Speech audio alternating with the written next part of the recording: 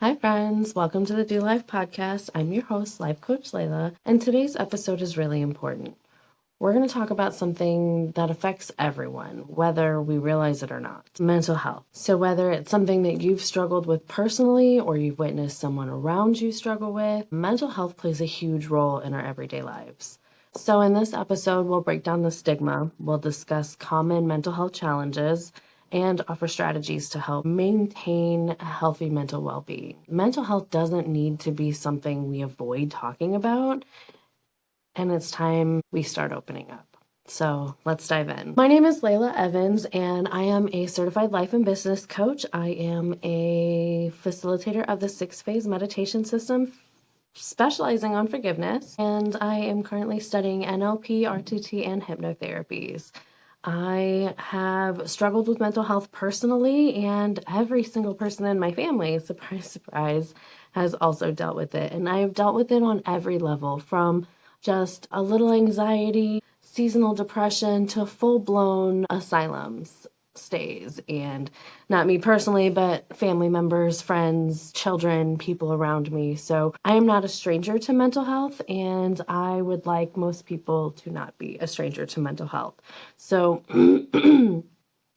So I want to break the stigma of talking about it, of having conversations around it, of people thinking that you're weird because you're medicated, or like all of the negatives. To admit that you are struggling mentally and need help is not a sign of weakness, it's a sign of strength. And I think more people need to be aware of that and ready to take on their own challenges. With that being said, let's start with the basics. What is mental health? When most people hear the term mental health, they think of mental illness, but mental health is actually about how we think and feel and behave. It affects our emotional, psychological, and social well-being. And just like physical health, our emotional health plays a big role in how we handle stress, relate to others, and make choices. We often use the term mental illness to describe conditions like depression or anxiety or schizophrenia, but the reality is mental health is a spectrum. And I think of like the same spectrum as like autism. I used to think it was like a graph, like a scaling spectrum of, all these bars, and you're a little autistic or you're a lot autistic. Like you have a little mental health issues or a lot of mental health issues. And the more we learn and the more I learn and the more I research, I realize that the spectrum is a wheel and like a pie chart mostly, where you're a lot of this specific type of autistic side effect and a little of this one. So where you can have 3 different people in front of you that are, and autism isn't a mental illness. I'm not saying that it is, but I think of the spectrum. You hear most people describing people with autism as being on the spectrum. So that's what made me think of this. But when you think of like, you have 3 different people and they have 3 different types of autism, and they could be equally autistic according to the brain scans, but it just depends on what features they have, if that makes sense. And so I feel like the same thing applies to mental health. You could be riddled with anxiety. You can have a little bit of schizophrenia. You can have a lot of depression, and somebody else can have kind of the same things, but different variations of it. And you guys both have the same mental wellness and mental health issues. Well, no, you don't have the same issues, but you could have the same level of mental health wellness. If that makes sense, I hope I described that right. I hope that makes sense. So you can have good mental health with or without having a diagnosable disorder, and the two are not mutually exclusive. You can be mentally healthy and still go through periods of severe anxiety or stress. So mental health is really about balance and taking care of your emotional well-being, just like you would take care of your physical health. Like, you can be physically fit and still have a broken bone.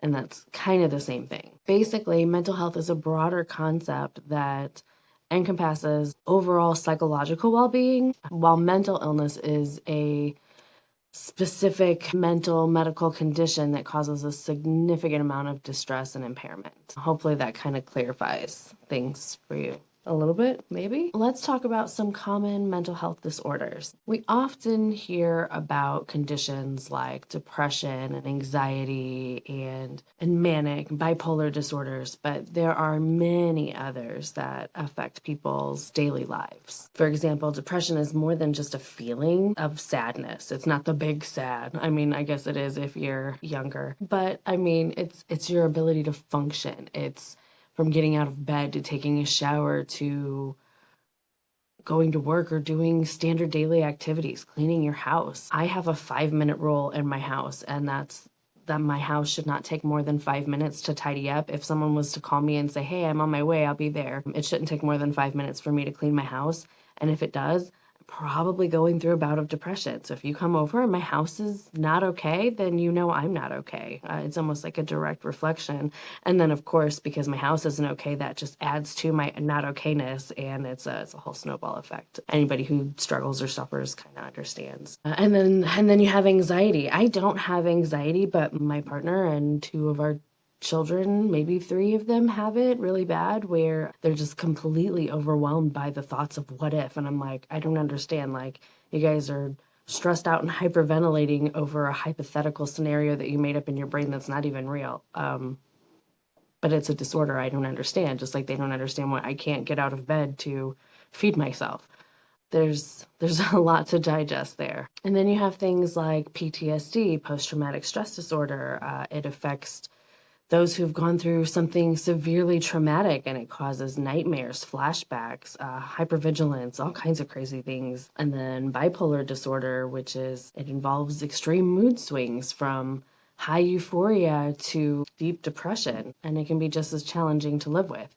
And a lot of times, if you're manic, on top of that, you get super high bouts of energy, and you want to do all the things, and you feel like you can rule the world, and you create these crazy chores and things that you've been meaning to do. You start decluttering a closet or tearing down an extra wall, and you've got these great ideas of grandeur, and then when that manic wears off, you're left with this mess if you don't get it done in time, and you're just like, oh, what did I do? Hi, also me. And again, that's just a part of it. It's not saying that if you have any of these disorders or diagnosis that these are your symptoms. These can vary greatly from person to person. It's also important to mention conditions that are sometimes underrepresented, like ADD, ADHD, OCD, ODD, BPD, or eating disorders like body dysmorphia, bulimia, anorexia. These can have a profound impact on a person's life too. And I don't want to spend all of my time going through different mental disorders because there's a lot. And these are just the more, I don't want to say popular ones, common ones perhaps.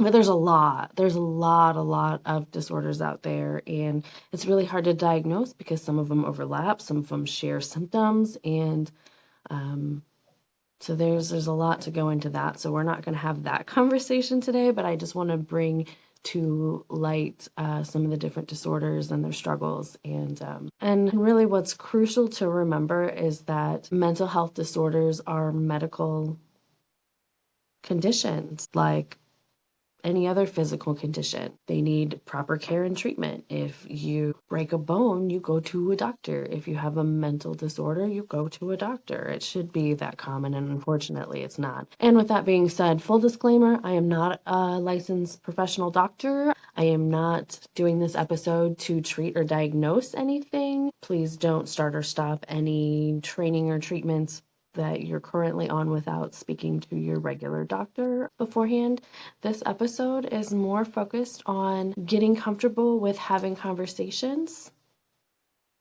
open conversations about mental health disorders and the medications that people may be on, and some of the different side effects to be aware of. And then that leads me into my next point. Let's talk about the stigma around mental health. One of the biggest barriers to mental health and the stigma that surrounds it is too often people are afraid to seek help, or they're afraid to even talk about their struggles because of what they might be labeled as crazy, or they fear judgment from other people.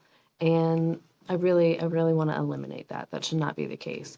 There should be no reason that we're afraid to seek help. If you break your leg, are you afraid to go to the doctor because someone might see you as weak? because you went to the doctor to fix your broken leg.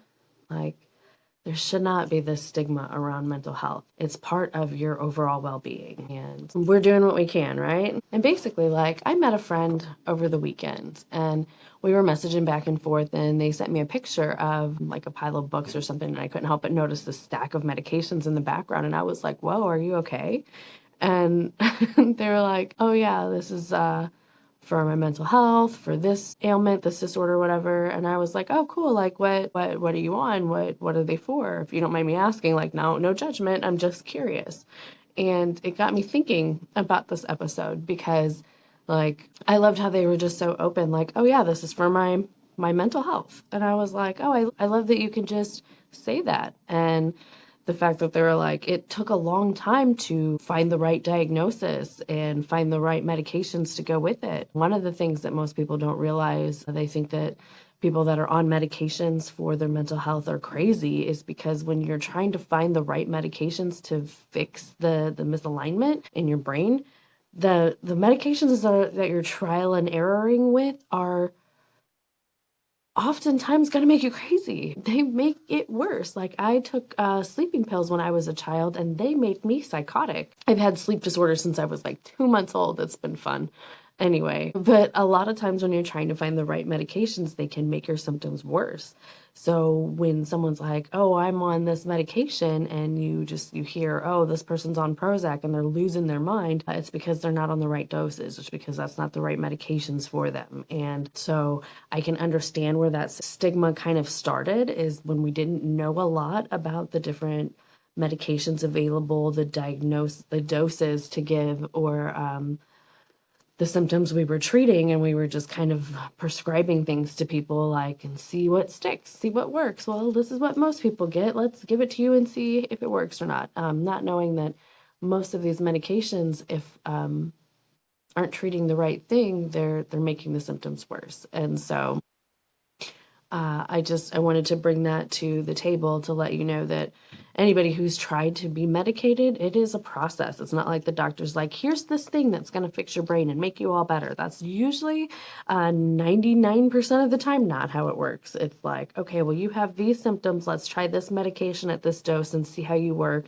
After 3 months, if you're stable, then we'll add this one to fix this problem. And then, oh, that threw everything off, and now this one doesn't work, and now we have to start over and try something else. And I know this because my children are medicated. My oldest daughter waited till she was an adult until she decided to get help for her anxiety and I forget what else she has, but I know anxiety, and ADD. And it's not that I didn't want to take her and get her diagnosed and treated as a child. I didn't recognize the signs and symptoms in her when she was younger, because she's always been very chill and calm. She doesn't have the standard signs of someone with ADD. And because me and her father both have it, we didn't and we were both running around completely undiagnosed, raw dog in life with no medication or anything. We were completely unaware that those were things that she could have been medicated for, and that would have made her life a lot easier. So we didn't know. And she wanted help with her anxiety and found out that she had like severe ADHD, and then got medicated for everything. And now she's happy and calm.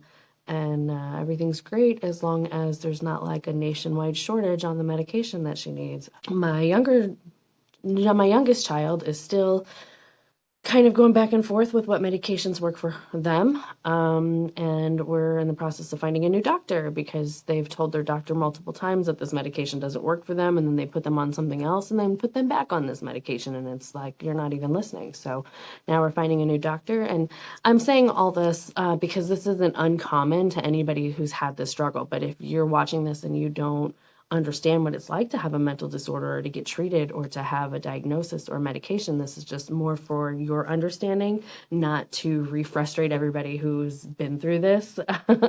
But it's really a process. So when I talked to this person and they're like, yeah, I'm happily medicated, it took forever and we got it figured out, and now I'm happy about it and I don't mind talking about it, I was like, I love that we can have this conversation. I don't know you, like, I don't know this person. And then to just have this conversation openly is amazing, because talking to them about their struggles and what they've been through can help me kind of navigate things with, with my children and their medications and their doctors and stuff like that. And we'll get into that a little bit later too. But I just think that the more we talk about mental health, the more we normalize it. You shouldn't feel afraid to see a counselor or a therapist if you're struggling mentally for any reason whatsoever. And like I said earlier, it's a sign of strength, not weakness, to admit that you're struggling and you need help.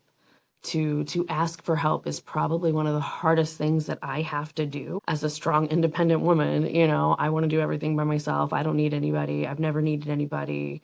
All these, these are the thoughts that I've had in my head for years. So being able to surrender and be like, okay, I can't do this on my own. I do need help. I do need assistance. I need something. As hard as that was for me to do, made me so much stronger in the long run. Asking for help is a sign of strength, not weakness. And I don't know who ever started it the other way around, but I hope their death was, no, I'm not going to say that. We're just going to leave it alone. So whether you're talking to your families, your coworkers, your relatives, your friends, your kids, we need to make mental health something that's okay to talk about. Like, I talk to my kids all the time about it, hey, how's your new medications doing? How do you feel? How are these working? Especially my youngest, because we're still experimenting with things. But even my oldest, like, hey, how's your mental health? Like, I actually say that. And I say that to my friends too, like I'll call up a friend and be like, hey, I haven't talked to you in a while. How's life? How's your brain? It's important. I care. And I care about their mental health just like I care about their physical health. If somebody's in the hospital, you send them flowers and well wishes. But if they're in the hospital because they had a mental breakdown, why don't we do the same thing? Why aren't we just as concerned and care? It's like, oh, Carrie had a rough day. She's not doing okay. We need to leave her alone. No, you need to be there and support her. So having conversations, talk to your friends, the people that you love. How's your mental health? Like, when was the last time you talked to anybody about it? Like, are you struggling? Are you good? Do you know if you're struggling or you're good? I have an episode, I don't know if it's posted or not, but I have an episode with my friend Joel, and no, it's not posted yet, but he lost his youngest son to self-harm. And the message he wanted to convey to the world was that we need to be having these conversations with our children, just like we have the sex ed talk. You don't necessarily wait till your children are showing signs or symptoms of being sexually active before you have that conversation with them. You talk to them way before that could be a thing. And I think the same thing should go. It's actually probably easier to talk about mental health and suicide to your children than sex. At least in my preference, I would rather have the mental health conversation all day with my children as opposed to the other. But, these are things that we should do. And especially in a parent who doesn't have any mental health disorders, isn't aware of it, wasn't around it. So if they didn't grow up around mental disorders, they might not recognize it in their children. And sometimes their children might not even show signs or symptoms. So it's really important to let your children know that you're there for them and that you're a safe space and they can seek guidance if they ever need it, and have that conversation before it's too late, because they might not have signs or symptoms and you might not recognize them if they do. So then that brings me to my next topic, which is signs and symptoms. And again, sometimes it's really hard to know when someone's struggling. Sometimes there aren't signs and symptoms. Sometimes there's not just a telltale sign. They don't just have depression over the front of their face that tells you that they're struggling. So the signs aren't always physical or visible or available, but some of the signs that you can look out, like, for example, someone might withdraw from social activities, from groups, settings, normally planned outings. They might experience mood swings or lose interest in things they once loved. Changes in sleep patterns, like insomnia, are red flags as well. And other changes might include changes in eating patterns or random unexplained aches and pains, like I said, mood swings, migraines, anxiety, hopelessness. So if you notice any of these signs or symptoms in yourself or someone else, it's important to approach the situation with care and compassion. It's always better to reach out than let the situation escalate. So if, someone's not sleeping well, ask them if they're okay. Make it a common conversation. Like I said, it should be okay to talk about someone's mental health. And if you have concern, see how they respond to your concern. That's also something to look out for and just kind of be mindful of. And again, reassess these things in yourself. Like, are you okay? Like, I'm asking you right now, are you okay? Do you need help? Do you have a friend that you can reach out to or talk to? If you're not, message me. I'm your friend. I'm everybody's friend. I'm Life Coach Layla. I'm here for you.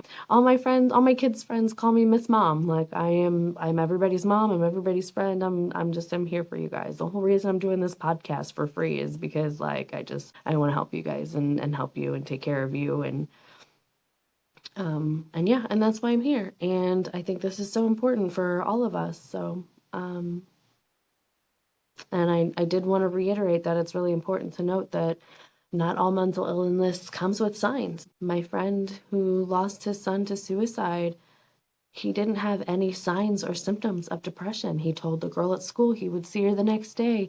He had a party and laughed and hung out with friends and like had zero signs. There was no change in behavior or diet or sleep or anything.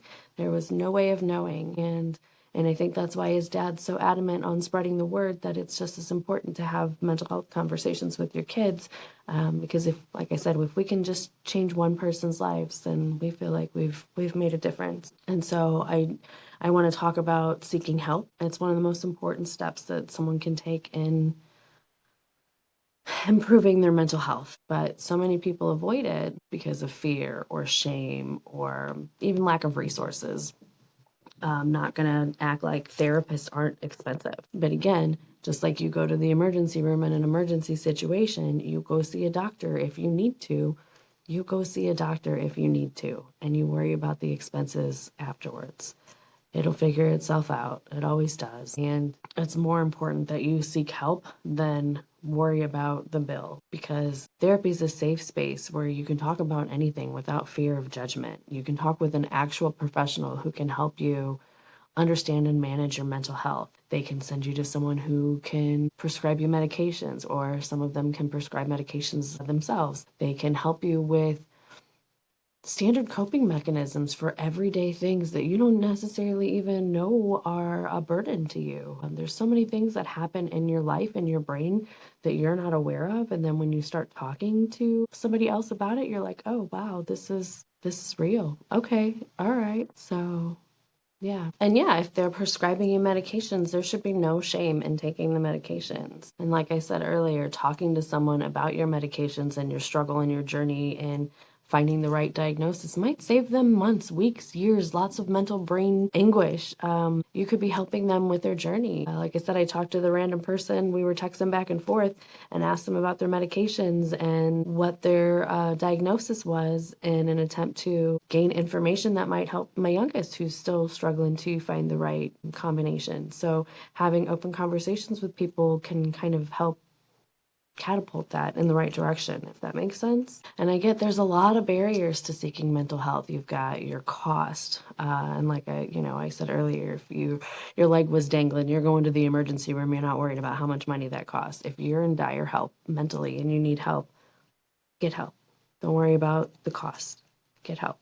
There's also a lot of access. There's also not a lot of access to mental health resources. I called the suicide prevention hotline a few years ago because somebody I was concerned with was telling people that they were going to do things. And I called them for assistance and was put on hold and hung up on after like 40 minutes. And I was like, wow, if I was seeking help, I would have seen that as like an omen and been like, oh, well, the suicide prevention hotline doesn't even give a about me. I guess I'll just, and I was so off put that that was a thing that happened. So there's not a lot of resources as far as good mental health awareness. I'll post some later and we'll talk about them, but I personally haven't used them. They were just things that were given to me by other people. So I'm hopeful that they're helpful, but we need to make it clear that mental health is part of overall health. A lot of your insurance companies will pay you to go get a yearly physical. They should be paying you to go see a therapist regularly. Like this should just be part of healthcare is mental health care. And while I don't know of a lot of resources, I do know there are a lot of groups. There's a lot of support groups. There's like group therapy, there's different platforms, and I'll list a couple of those down below. So I want to talk about some coping strategies if you're not suffering from a diagnosed disease, if you're just struggling with little bouts of certain things. So again, I'm not a doctor. Professional help is essential. There are some ways that you can take care of your mental health on your own. And this is where self-care comes in. I did a whole episode on self-care. I'll link it in the show notes. We're not going to get into all of that specifically, but it is more than just bubble baths and facials. It's about taking care of your body and mind in ways that nurture your well-being. So number one is exercise. Exercise is the most powerful tool in your toolbox, and it doesn't have to be hours of hardcore cardio. It can be Tai Chi, yoga, Qigong, just stretching, just strength training, martial arts, any kind of movement. You just need to move your body strategically. Even if it's just getting up once an hour and walking for 10 minutes. That's movement. That's going to take care of your body. It also releases endorphins, which is the body's natural mood booster. Mindfulness practices like meditating or deep breathing can be very effective in reducing stress and giving you a calmer peace of mind and boosting your mental well-being. It's also crucial to maintain a healthy sleep schedule. Sleep is the cornerstone of mental health, and poor sleep can lead to anxiety, depression, and other mental health problems. I also have an episode on sleep too. I'll link that in the show notes, but it goes into grave detail on how you can optimize your sleep and why it's so important. And of course, nutrition. Nutrition plays a big role. I personally notice when I eat an excessive amount of sugar and carbohydrates and alcohol, my depression and lethargy just kind of kicks in. So, and I've also noticed the opposite. If I eat a lot of leafy greens or things that have been in direct sunlight, so like not root vegetables, but like fruits and vegetables that get grown outside in the sun, I feel more energized, invigorated. And when was the last time you paid attention to what you ate and how it made you feel? Because it was very eye-opening when I noticed it. But yeah, eating a balanced diet can have a direct correlation with your mood and your energy levels. So try being more mindful in the future of your eating habits and how you feel before and afterwards. I know you've probably heard of the food diary, where you monitor when you eat, what you're feeling before and after you eat. Maybe you haven't heard of that. Maybe that's just for people who've done like dietary restrictive studies or things like that. But keep a food diary. It's really helpful. There's several apps out there that you can also download. I used to use MyFitnessPal forever, and it let you track your moods and your times and what you ate and things like that. So look at different apps that are available. And then I want to talk about mental health in different communities because it looks different for everybody depending on where you are, not just in America, but all over the world. So different communities face different challenges when it comes to accessing mental health care or even talking about it for some situations. Like, for example, in some cultures, mental health may still be a stigma. It may be something that individuals fear judgment or ostracism from, and they can't open up. And for others, there may just be limited resources, particularly in low income or rural areas. And so, how we deal with mental health is different. There's a lot of different jobs will have some mental health options, but they don't advertise it. They're not very well known. There's things that you have to dig through in the HR resources center to find, but it's worth that dig if they exist. So like my partner's job let anybody who lived in the household access mental health care for specific incidences. And that was really helpful to know and have, especially with the kids and things like that. And because I'm not legally married for personal reasons that I'm not going to get into in this episode, but we've been together like 15 years. It was easy to be like, yeah, we live in the same household, and I was able to get some help for some things. And It was a resource that we wouldn't have known existed unless we were digging and doing some things trying to take care of the baby. So also look into if that's an option for you. You never know, because workplaces, schools, some of them can contribute to mental health solutions. Some of them contribute to mental health problems. We're not even going to get into the majority of the problems caused by workplace or school stresses, but not offering adequate support while creating environments that exacerbate stress is probably the worst and also most common thing found in America. And I don't know about as many other countries. I haven't worked in foreign countries, other than I've worked for like American companies in foreign countries. So I don't necessarily know. So I can't speak for them. I'm not saying it doesn't exist there. I'm just saying I can't speak to that currently. But either way, we need to create safe spaces in these environments where people can talk openly about their mental health. Like your school counselors are not real I don't want to say they're not real counselors. There's some that are, but I have had zero good luck with any of the counselors, and I'm just throwing that out there that I'm not a fan. But mental health should be regulatory maintenance in your super stressful, traumatic jobs like police officers, firefighters, emergency first responders, things like that. Hospital workers, anybody with a high trauma job should have therapy just included in their benefits. Like, here's your vacation time, here's your therapist, like, or here's your therapist options kind of things. I think it's not okay that people in high traumatic jobs don't get offered free or reduced mental health care because they need it in order to efficiently do their jobs. Like, there's so many studies and things on the police officers in America and the problems that they have because they're not getting an adequate amount of mental health care. And that's where most of the problems lie. I digress. I also want to talk briefly about the role of social media in mental health and mental well-being. Social media is a double-edged sword. It's on one end, you can feel connected, you can find groups, you can find support groups, you can have conversations with other people who've gone through similar things. And then on the other hand, you're watching somebody else's highlight reel and it's making you feel bad about your own life and yourself. And it can add to your anxiety and your depression and your feelings of hopelessness. And there's cyberbullying, or you're constantly comparing yourself. And like I said, you're comparing yourself to someone else's highlight reel. What you're seeing on the internet is usually not accurate as far as what real life represents for those people. So if you're looking at that and you're comparing yourself, don't compare, oh, I'm a loser, I sit in the basement, I do this. Think of it as, I'm really happy that that person's out there doing those things. I'm going to use that as inspiration or motivation to do better. So I just wanted to kind of throw that out there because social media is a problem. There is cyberbullying. It is important to set healthy boundaries. There's a whole episode I made on setting healthy boundaries, but I don't think maybe I did discuss setting boundaries on social media.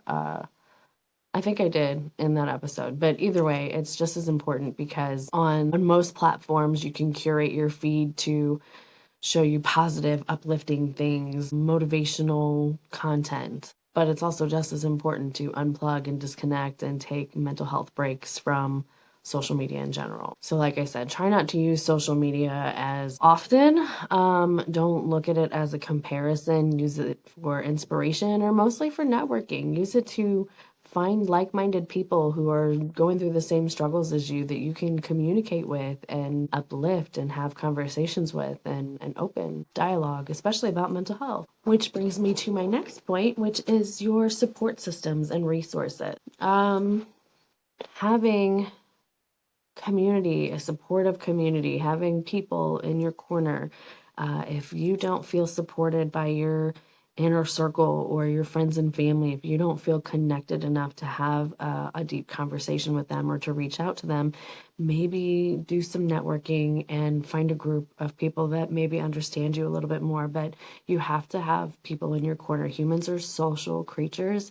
We need to feel connected to other people. And if you don't feel connected to anybody in your inner circle, that might also be aiding to your mental illness in the first place. So again, finding a support group, group therapy, or even just a club or group online or something that you can talk to will help immensely. If you don't know where to start, we've talked about hotlines, there's your social media apps, there's mental health apps online, there's like online therapy, there's like BetterHelp. Let's see, what did I write down? There's websites like the National Alliance on Mental Illness, NAMI, National Institute of Mental Health, Mental Health America, and the 988 Suicide and Crisis Lifeline for immediate support, along with organizations like Anxiety and Depression Association of America, the ADAA, and Depression and Bipolar Support Alliance, DBSA. There's Talkiatry, there's Headspace, there's BetterHelp. So all of these things provide information and ways to get in touch with professionals who can help. And like I said, I don't know about the suicide prevention hotline. We're not gonna get back into that. So in closing, I just want to talk about breaking the silence. Finally, it's time to break the silence. It's time to end the stigma. The more we talk openly about mental health, the less stigma there will be. Mental health is just as important as physical health. And the more we share, the more we can support each other. I want to encourage you to share your own experiences or reach out to someone that you think might be struggling, because together we can make a difference on how we view and approach mental health as a society. I'm not going to do a full recap because I covered quite a bit, but I really hope you found value in this. Like, share, subscribe, do all the things. Go to my website, sign up for one-on-one coaching with me if that's something that you're interested in. And again, reach out to someone that you think is in need of support, or reach out to someone if you need support. I love you. I thank you for being here. I hope this helped. I hope this resonated. I hope you can make a difference in someone's life. Thank you so much for watching to the end. Now let's go do life mentally well. Bye.